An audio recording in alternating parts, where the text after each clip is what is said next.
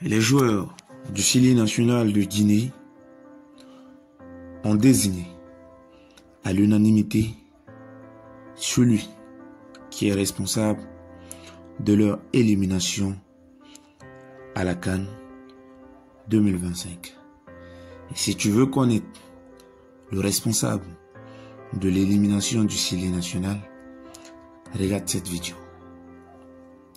Alors, tout d'abord, pour débuter, vous devez savoir que le Syli national perd les 2 premiers matchs de l'élimination.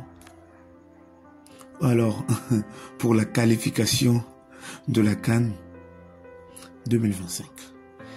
Et en perdant ces matchs, il y a un autre match qu'ils vont perdre qui va tout bouleverser, qui va tout changer. C'est le dernier match contre la Tanzanie. Et je suis sûr que toi aussi, tu as regardé ça et ça fait polémique. Parce qu'on dit toujours que il se pourrait peut-être que la Guinée se qualifie. Cependant, rien n'est sûr que la Guinée va se qualifier. Mais la Guinée, en perdant contre la Tanzanie, cela bouleverse tout. Pourquoi? Parce que la Guinée perd contre la Tanzanie à l'extérieur. Pourtant, le match aller devait normalement se jouer en Guinée. Et les joueurs guinéens n'ont pas pu jouer ce match dans leur pays, la Guinée. Parce que la Guinée manque de terrain de football, en gros, d'infrastructures. Et en ne jouant pas ce match chez eux, cela handicape l'équipe. Car l'équipe ne va pas bénéficier des cris des supporters. Alors, cela les handicape à tel point qu'ils perdent le premier match. Au-delà du fait que l'entraîneur qui les prend n'est pas assez expérimenté, mais ce facteur compte énormément. Et au match retour, ils sont frappés par la Tanzanie chez les Tanzaniens. Alors après l'élimination, les joueurs ont désigné le responsable. Vous avez juste après l'élimination de la Guinée, le jeune joueur, Alex Moriba, qui publie la fédération, vous nous devez des explications. Quand j'ai vu le post de Moriba, j'ai tout de suite compris que ça n'allait pas et qu'il essayait de dire quelque chose. Il y en a un autre qui va poster, cette fois-ci qui va s'intéresser au U23. Mais pour la personne qui vient nous mettre tous d'accord que les joueurs ont réellement désigné leur responsable, c'est-à-dire la personne qui est responsable de leur élimination, c'est la publication de Guirassy. Quand tu lis cette publication de Guirassy, par ailleurs, les journalistes de Canal en ont commenté. Tu sens clairement que le mec, il n'est pas content. Il n'est pas content de l'élimination du Syli.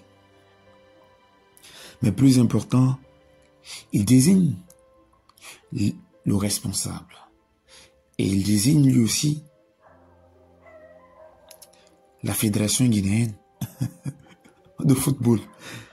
Mais cette fois-ci, indirectement. Il explique des raisons en disant que ça n'a pas été facile de jouer les matchs à l'extérieur. Et en parlant de ça, on sait que il parle de la fédération guinéenne de football. Si le leader, le meilleur joueur, désigne cette fédération, c'est qu'il y a réellement problème avec cette fédération. Et en analysant, on remarque que cette fédération a plein de défauts. Car l'entraîneur qu'ils mettent à la place de Kaba n'est pas expérimenté, incapable de rénover le stade du 28 septembre pour que le Sili puisse jouer correctement ses matchs. L'incapacité de dire à la Tanzanie non, car le match de la Guinée était prévu pour 19h. De dire à la Tanzanie non, nous n'allons pas jouer à 13h, nous allons jouer à 19h. Tous ces éléments prouvent que cette fédération a des problèmes et que les joueurs ont raison de le désigner comme étant le responsable. Il y a aussi cet autre débat. Le débat à savoir, est-ce que la Fédération guinéenne de football doit continuer? Ou est-ce que la Fédération guinéenne de football devrait tout simplement démissionner et laisser la place à quelqu'un de plus expérimenté? Et j'ai vu pas mal d'internautes dire que l'ancien président de la Fédération guinéenne de football devrait revenir, Monsieur Antonio Souare.